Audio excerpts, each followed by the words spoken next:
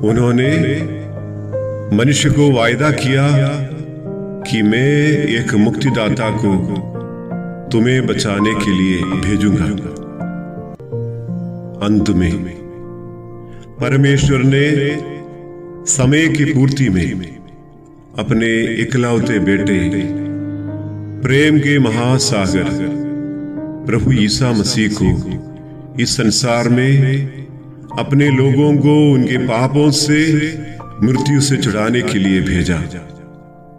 तो लीजिए, आपके सामने पेश है मुक्तिदाता। बहुत बहुत समय पहले, लगभग 2000 साल, जब राजा हेरोद ने यहूदिया पर शासन किया था, जो अब इज़राइल का एक हिस्सा है, तब परमेश्वर ने स्वर्गदूत गैब्रियल को एक युवती के पास भेजा जो उत्तरी शहर नासरत में रहती थी। वो लड़की थी मरियम। सुंदर सीरत, सुंदर सूरत, मन भी कितना सुंदर, जो बहुत दयालु और गुणी थी और जोसेफ की संगनी थी। शांति आपके साथ है, आप धन्य हो गए हैं, ईश्वर की कृपा आप पर है। मेरी बहुत हैरान थी और समझ नहीं पा रही थी कि परी का क्या मतलब है। डरो मत, भगवान आपसे बहुत प्रसन्न है और आपके साथ है। उन्होंने आपको एक बहुत ही विशेष कार्य के लिए चुना है। वह आपके गर्भ में एक बीज बोएंगे जो एक पवित्र बच्चा बनने के लिए बढ़ेगा और आप उसे यीशु का नाम देंगे। वो होगा भगवान का अपना बेटा और उसका राज्य कभी खत्म नहीं होगा। मेरी पहली बार में बहुत डर गई थी, लेकिन उसने भगवान पर पूरी तरह भरोसा किया। मैं प्रभु की सेवा करने के लिए जीती हूँ। उनकी इच्छा मेरी आज्ञा है, लेकिन मेरी शादी अभी नहीं हुई है। क्या ऐसा होना संभव भी है? सभी का मानना था कि आपकी चचेरी बहन की गर्भवती होने की उम्र अब नहीं रही, लेकिन जल्द ही उनका भी एक बच्चा होगा जिसे परमेश्वर ने चुना था यीशु के लिए रास्ता तैयार करने के लिए। यह कहकर गैब्रियल गायब हो गए।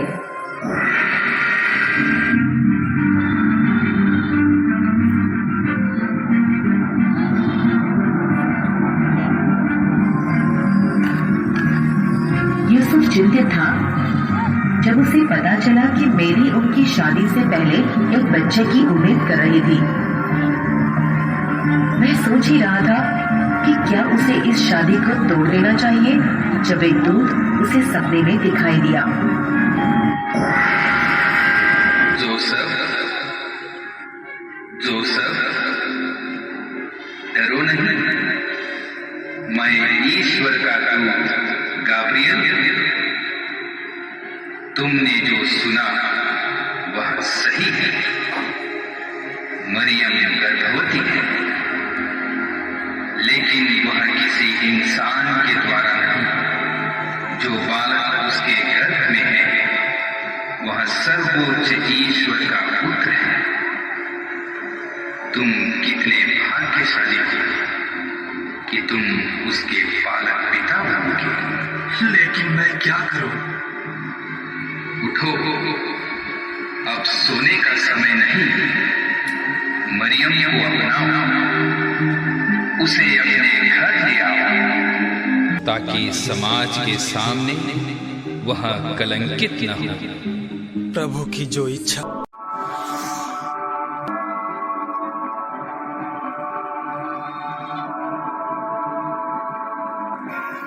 जब यूसुफ उठा तो उसने वही किया जो स्वर्गदूत ने उसे बताया था और मेरी को उसकी पत्नी के रूप में स्वीकार किया। उस समय मेरी और जोसेफ जिस भूमि में रहते थे वह रोमन साम्राज्य का हिस्सा था। रोमन सम्राट अगस्टस सभी लोगों की एक सूची रखना चाहता था, यह सुनिश्चित करने के लिए कि उन्होंने अपने करों का भुगतान किया है या नहीं। उसने आदेश दिया कि सभी लोग अपने शहर में लौटे जहां उनके परिवार मूल रूप से रहते थे, और एक जनगणना के लिए अपने नाम दर्ज करें। मेरी और यूसुफ ने नाजरेत से बैथलहम तक लगभग 70 मील लंबी दूरी तय की।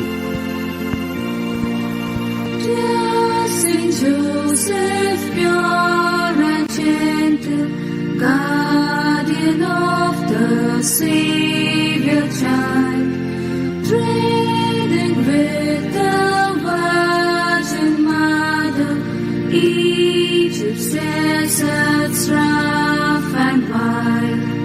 Hail Saint Joseph, spouse of Mary, blessed be your name.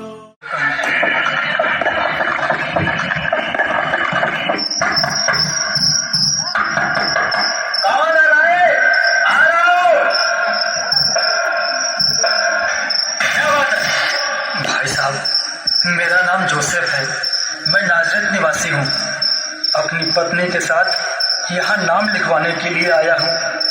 क्या आपके यहाँ ठहरने के लिए जगह मिल जाएगी? अरे भाई, देखते नहीं कितनी भीड़ है। अरे हमारे पास कोई जगह नहीं है, आगे जाओ। मालिक, मैं अकेला नहीं हूँ, मेरे साथ मेरी पत्नी भी है और उसके प्रसव का समय आ गया है। ओहो, अरे तो मैं क्या करूँ? अरे बगल के मकान वाले से पूछ लो। जाओ यहाँ से, यहाँ जगह खाली नहीं है। भगवान, अब मैं क्या करूँ?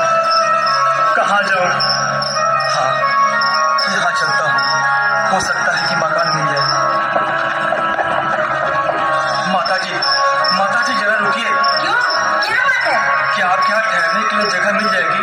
क्यों? क्या मैं सर पे अपनी जगह लेकर घूम रही हूँ? चलो आओ। हे भगवान, अब मैं क्या करूँ? कहाँ जाऊँ? हाँ, भैया जरा रुकिए। भाई साहब। क्यों? क्या बात है? क्या आप जानते हैं कि ये मकान किसका है? मकान तो मेरा है। क्यों? भाई साहब, मेरा नाम जोसेफ है। मैं नाजरेथ निवासी हूँ। यहाँ अपना नाम लिखवाने आया हूँ। मेरे साथ मेरी पत्नी भी है। दिन भर जगह खोजता रहा। मेरी पत्नी के प्रसव का समय आ गया है। बेचारी बहुत कष्ट में है। अगर आप थोड़ी सी जगह दे दें तो भगवान आपको आशीर्वाद देंगे। देखो भैया जोसेफ, मैं तुम्हारी बात को समझता हूँ, लेकिन क्या करूँ? तुमने बड़ी देर की। मेरा मकान बिल्कुल भर गया है और तुम्हें तो ऐसी जगह चाहिए जहाँ तुम्हारी पत्नी को सुविधा हो। हाँ, है जगह, लेकिन यहाँ नहीं, बगल के एक गौशाले में। गौशाले में? हाँ, मैं तुम्हारे लिए जगह बना दूंगा। जाओ, अपनी पत्नी को ले आओ। ठीक है भैया।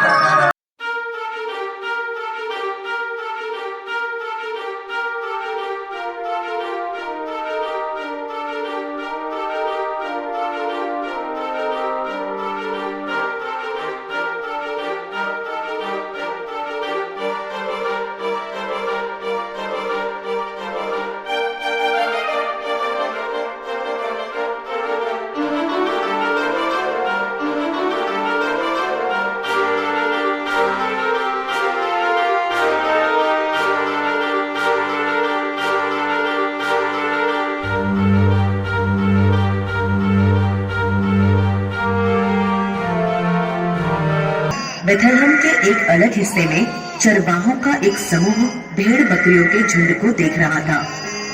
चरवाहे नीचे बैठ गए, कुछ सो रहे थे और अन्य भेड़ देखने के लिए जागते रहे।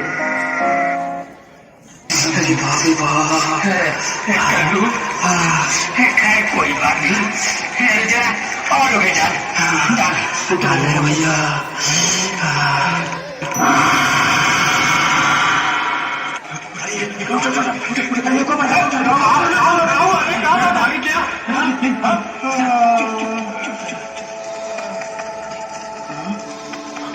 डरो नहीं, मैं तुम्हारे लिए एक शुभ संदेश लेकर आया हूँ। बेथलेहम नगर के एक गौशाले में दुनिया के मुक्तिदाता ने जन्म लिया। इसका चिन्ह होगा कपड़े में लिपटा हुआ एक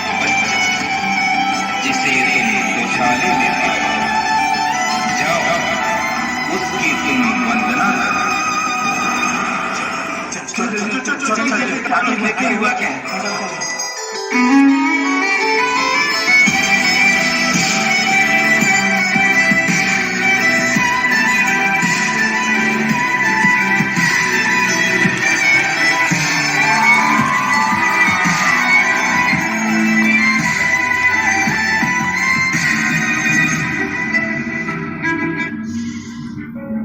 जब यीशु का जन्म हुआ तो आकाश में एक चमकीला तारा दिखाई दिया।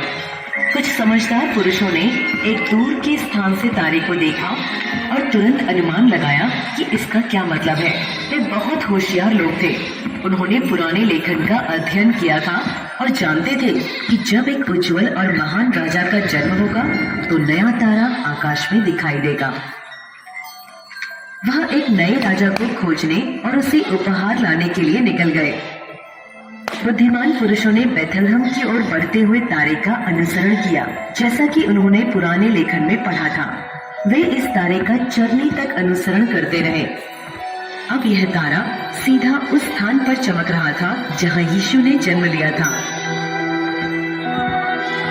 यीशु तक पहुंचकर वे लोग बहुत खुश थे। वे नीचे झुक गए और उनकी पूजा की। उन्होंने सोने, लोबान और अपने सारे उपहारों की पेशकश की। मुक्तिदाता ईसा मसीह न केवल इन चरवाहों और ज्योतिषियों के लिए आया, बशर्ते वह आज आपके लिए और मेरे लिए आया है। निंदिया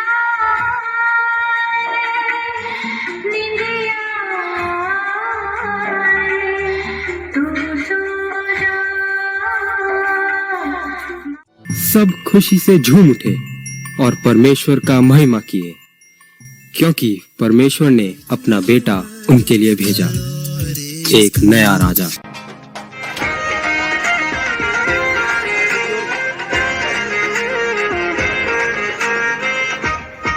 झूमो नाचो खुशी से आज यीशु पैदा हुआ। झूमो नाचो खुशी से आज यीशु पैदा हुआ। झूमो नाचो खुशी से आज यीशु पैदा हुआ।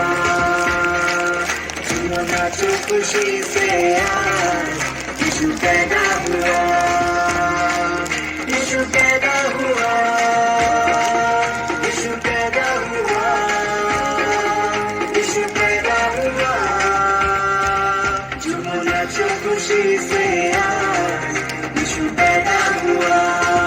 झूमो नाचो खुशी से आज यीशु पैदा हुआ। झूमो नाचो खुशी से आज यीशु पैदा हुआ। झूमो नाचो खुशी से आज